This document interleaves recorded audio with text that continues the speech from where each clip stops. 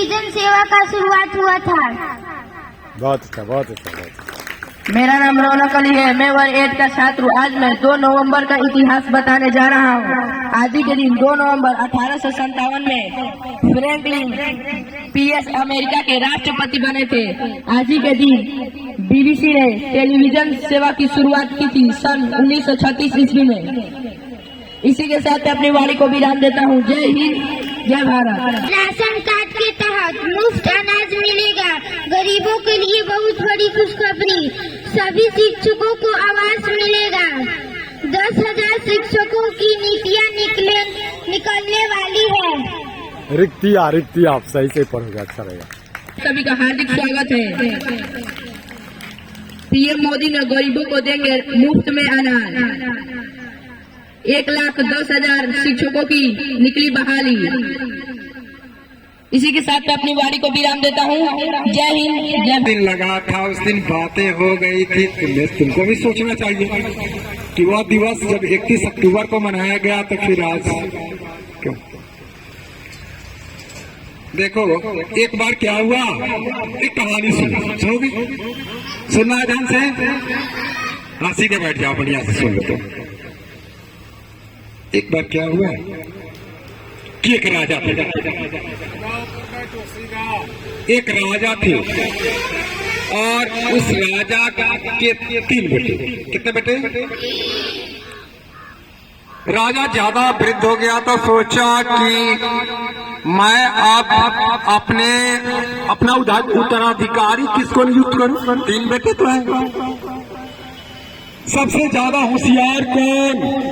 तय नहीं कर पाता था।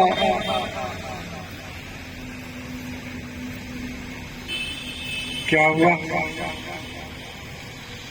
जाते वक्त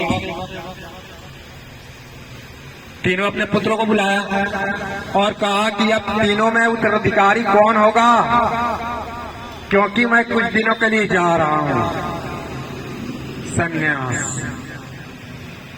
3-4 वर्षों के लिए। इसलिए मैं उत्तराधिकारी बनाना चाहता हूं कि 3 वर्षों के बाद मैं लौटूं। तो कौन उत्तराधिकारी होगा ये तय कर सके। तत्काल तो मैं मंत्री को कार्य करने के लिए कार्यकारी राजा के रूप में बना देता हूं, तब तक तुलों का एक दोस्त चलता रहेगा। उन्होंने कुछ बीज को भी समझते हो ना, दिया, कुछ बीज को दे दिया। तीनों को थोड़ा थोड़ा बांटा और कहा कि इसको सुरक्षित रखना है। जैसा मैं दिया हूं वैसा ही उसे रखना है। बीज नया था जिसमें कई पौधों को उगाने की क्षमता थी, उसने वैसा ही दे दिया। उसका एक लड़का सोचा कि पिताजी बोले हैं कि जैसा दिए हैं वैसा ही रखना है, तो उसने एक लोहे का एक बॉक्स बनवाया और उसी में बंद कर दिया, ताकि मेरे पिताजी बोले हैं कि सुरक्षित रहना चाहिए।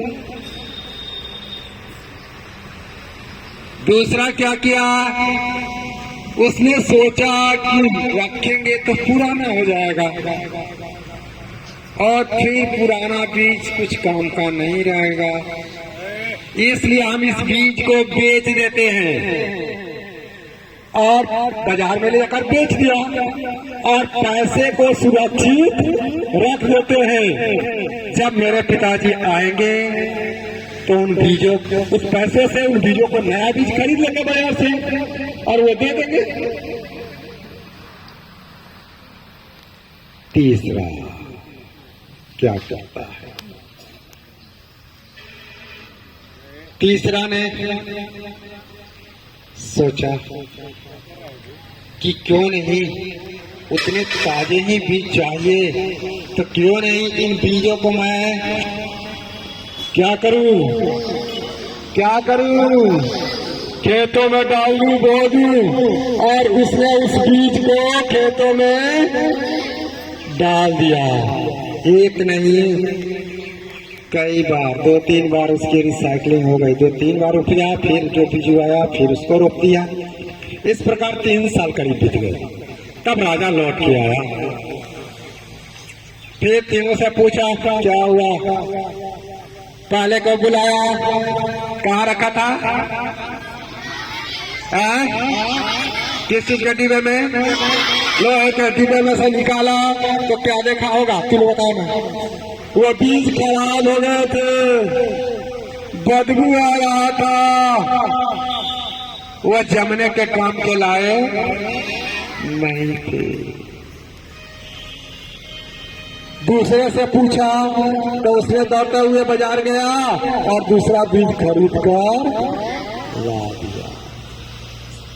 तीसरा ने कहा कि आपके दिए हुए बीजों को मैंने खेत में डाला, फिर इतनी उपज हुई, उसको सुरक्षित रखा था, फिर उस बीज को डाला, फिर उपज हुई, उसको भी रखा, और अभी ये पौधे लहला रहे हैं। फिर निकलेंगे ताजे बीज आपको मिल जाएगा। तो बताओ सबसे होशियार कौन? कौन? तीसरा था ना, क्योंकि एक उसके दिए हुए संपत्ति को सुरक्षित भी रखा और साथ साथ क्या किया, बढ़ाया ना। आपके पास भी जो ज्ञान मिलते हैं उसको 2 काम है, एक तो सुरक्षित रखना और दूसरा बढ़ाना। जितना ही बांटोगे, जितना ही बिखेरोगे, उतना ही तुम्हारा ज्ञान बढ़ेगा। इसलिए बार बार हम बात करते हैं कि जो भी ज्ञान आपको मिलता है आप अपने घर में बांटे, अपने घर के लोगों से बातें करें, छोटे बच्चों को बताएं, बड़े लोगों से भी बताओ। स्कूल की ये सब चकना सत्र की बातें घर पर जाकर तुमको शेयर करना चाहिए। करते हो, बातें करते हो कि मम्मी देखो ये बताया गया, उससे तुम्हारी मम्मी को भी फायदा होगा। बस समझ में आई? चलिए